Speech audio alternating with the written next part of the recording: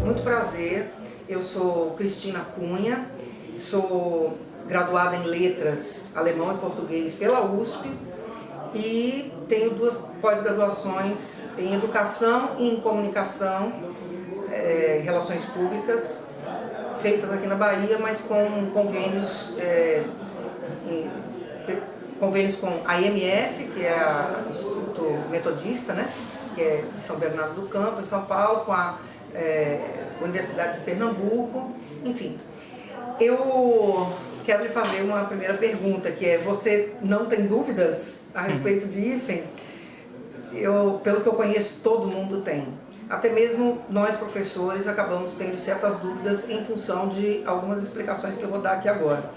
Esse livro começou assim, da necessidade de escrever, de organizar as regras da nova ortografia, que nós já estamos nessa fase de transição desde 2009, mas agora é que ela vai ficar obrigatória, né? As novas regras vão ficar obrigatórias.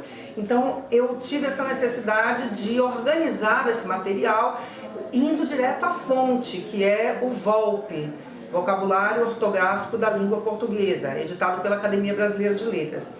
E quando eu cheguei dentro das regras, quando eu cheguei ao hífen, eu percebi que, nossa, havia um problema mais sério ali.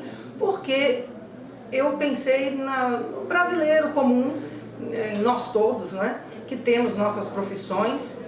Não vou me incluir nesse caso porque eu sou estudiosa da língua portuguesa. Tirando os estudiosos da língua portuguesa, os outros todos já têm de se aprofundar, talvez nem tanto porque não dá tempo para ninguém, mas em questões como nutrição e higiene. Por quê? Porque é a nossa sobrevivência física, meio ambiente, é a nossa sobrevivência no planeta, a gente tem que entender um pouco disso. A área profissional de cada um, ele tem que entender. Eu me tirei porque a minha área profissional é esta, né? Dentro do estudo da língua e da comunicação. Matemática e economia, porque a gente precisa entender como é que o dinheiro da gente não vai pelo ralo, né? E o idioma da gente também. Todo mundo tem que se preocupar com o seu idioma porque é a sua ferramenta de comunicação. Então, com tanta coisa que as pessoas têm para se aprofundar, aí você vai e olha as regras do hífen e percebe que essas regras, você precisaria, não basta você saber as regras de uso do hífen, você tem que conhecer, você tem que se aprofundar em outras questões de língua portuguesa também, para conseguir aplicar bem essas regras. Então eu fico pensando, a pessoa comum, que não é estudiosa da língua portuguesa, ela tem esse tempo para se aprofundar a este ponto?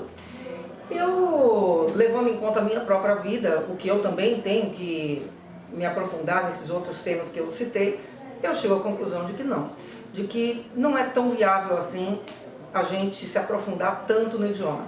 Por conta disso, eu decidi que o ideal seria, eu percebi que o ideal seria que as pessoas tivessem uma lista de todas as palavras com hífen. Então, por exemplo, coco da praia, tem hífen ou não tem? Tem coco da praia com hífen e tem coco da praia sem hífen. Então, como é que eu distingo um do outro? Essa até que é fácil, porque coco da praia, quando é a planta ou vegetal, tem hífen. E quando é coco da praia, é o nome de uma dança, quando é dança, não tem hífen. Então, toda vez que for planta, vegetal, tem hífen.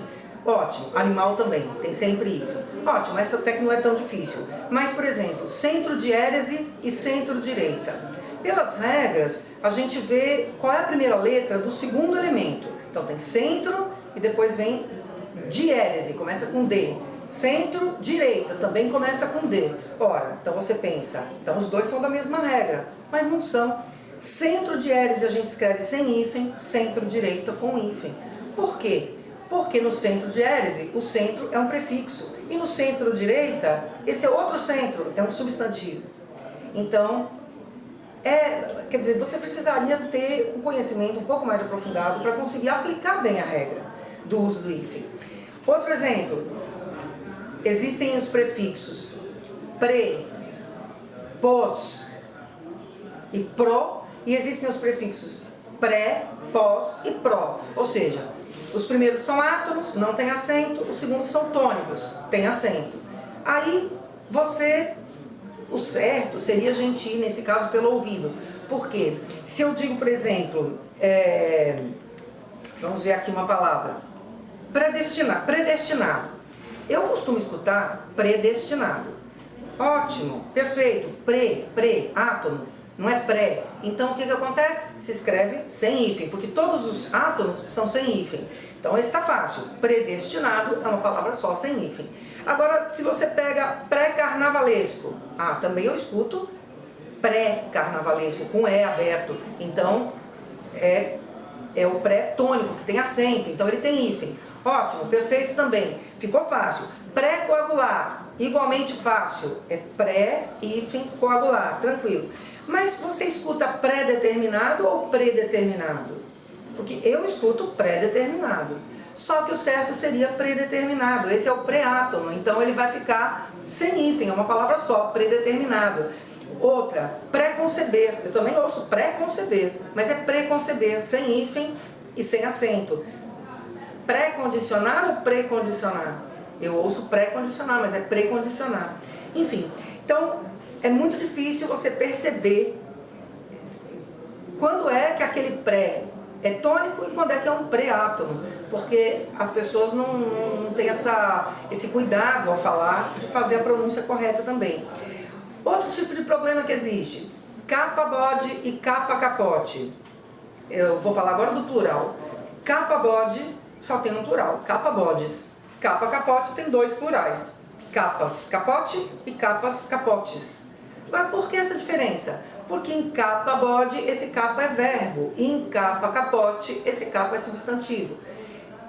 É muita coisa para compreender além da própria regra do hífen, né? Esses 4 problemas me fizeram perceber que, por mais que as pessoas estudem as regras do hífen, vai ter sempre dúvida. Então a solução é ter essa lista para conferir. Aí você poderia perguntar, mas por que eu não consulto a internet? A internet é bem mais prática. É verdade, ela é bem mais prática, só que ela não é confiável, porque a gente sabe que qualquer pessoa pode publicar na internet, tenha ela o saber ou não. Então não dá para confiar na internet. Mas e dicionário? Se for um dicionário da internet, existem vários dicionários colaborativos.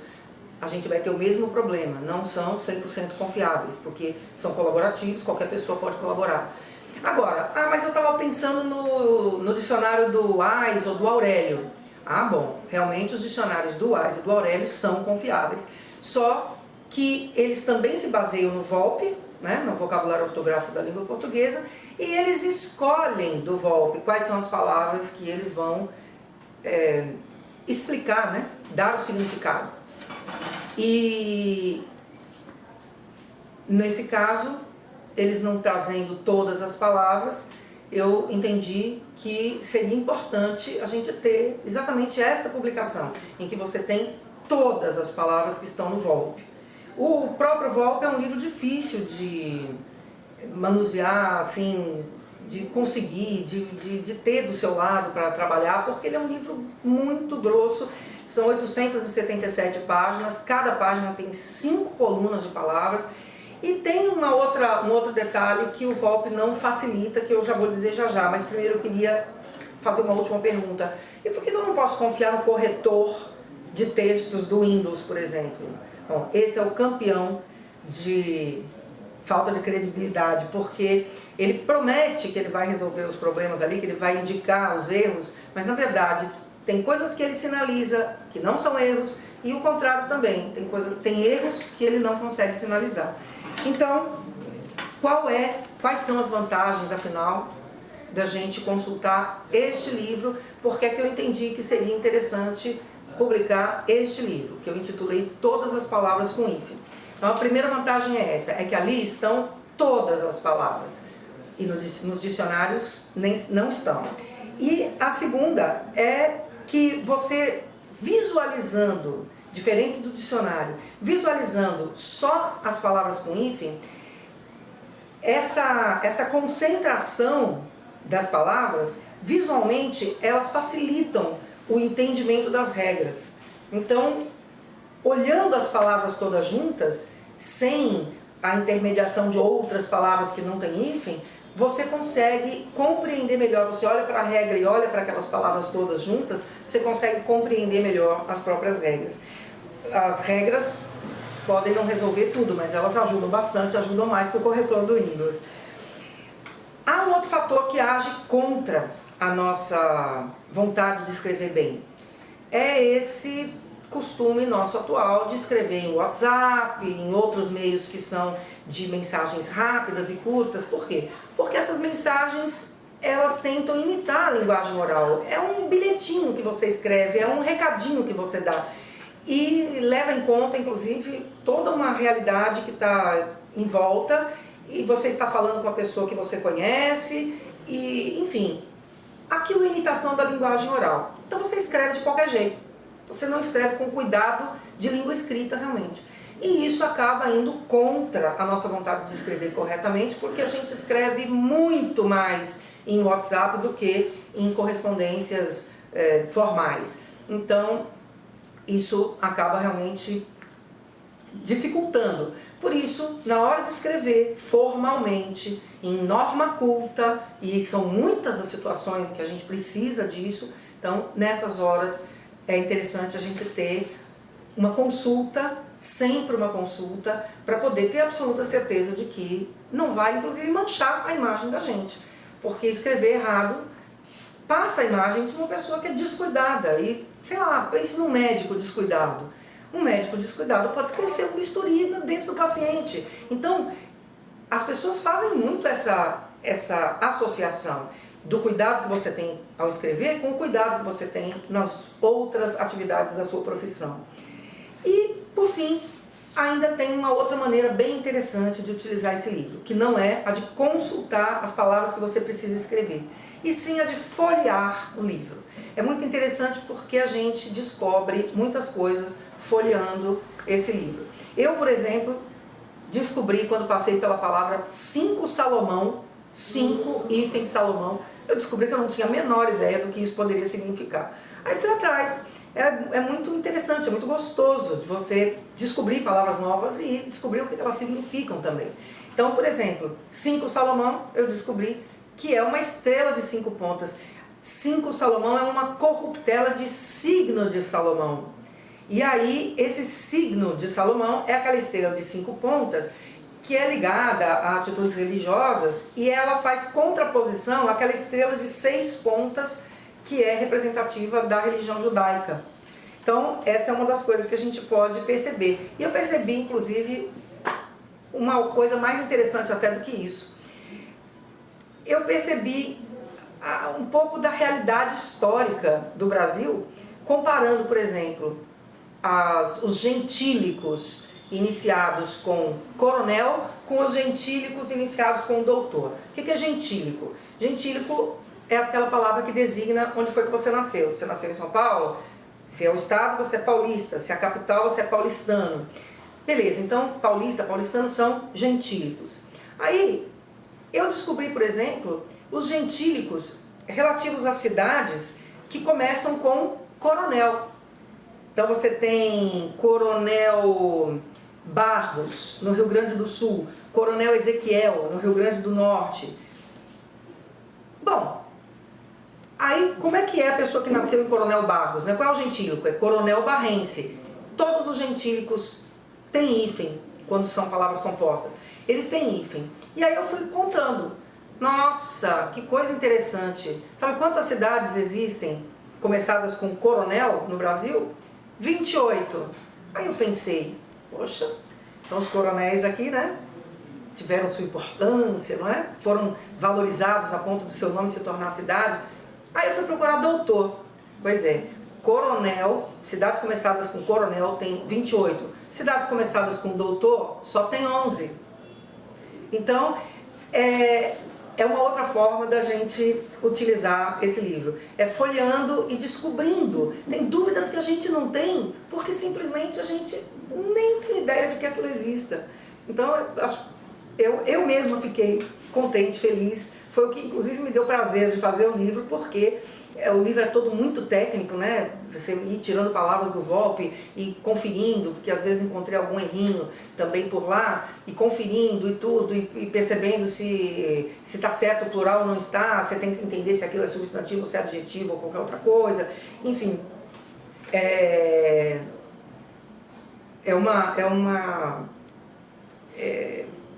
um trabalho árduo. E aí, essa parte de começar a procurar significado de outras palavras que eu não conhecia acabou sendo meu grande prazer de fazer esse livro. Eu quero mostrar uma palavrinha, e aí eu preciso mostrar mesmo aqui, algumas outras coisas vão na legenda, mas eu quero mostrar uma palavrinha, vou colocar mais perto, para ver se você consegue ler rapidamente, para a gente não reclamar do hífen, porque o hífen às vezes ajuda. Repara. Deu para ler? Mas você conseguiu ler inteira? Assim rápido? Não. Na verdade, se você tivesse hífens, veja como seria mais fácil. Percebeu que com o hífen você lê mais fácil? Cloroiodonitrobenzênico. Para ler essa mesma coisa na palavra escrita sem hífen, o que acontece é que você leva mais tempo para ler a palavra, ela não é uma palavra do seu dia a dia. Então, às vezes, o hífen até ajuda, é bom a gente não reclamar dele. E as regras atuais ficaram mais fáceis, não tão mais fáceis assim, mas eu vou confessar a vocês, as regras antigas, meu Deus, quando eu ia dar aula de hífen, eu não era capaz de dizer essas regras todas de cor. Agora eu sou. As regras melhoraram. Mas mesmo assim, como eu percebi que elas não são suficientes, foi por isso que eu resolvi editar, lançar esse livro na tentativa de ajudar a todos. Porque nós estamos na fase de transição para a nova ortografia desde 2009, mas é agora, 1º de janeiro de 2016, que elas vão ficar obrigatórias. Boa sorte!